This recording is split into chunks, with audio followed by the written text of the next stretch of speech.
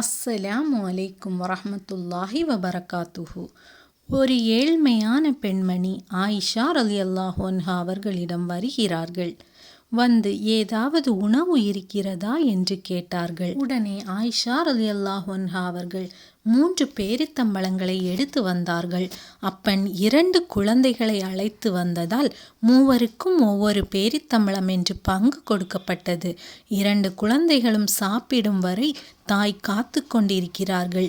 அந்த 2 குழந்தைகளும் சாப்பிட்டு முடித்த பிறகு தாயின் கையில் இருக்கும் பேரித்தம்பழத்தை பசியால் பார்க்கிறது.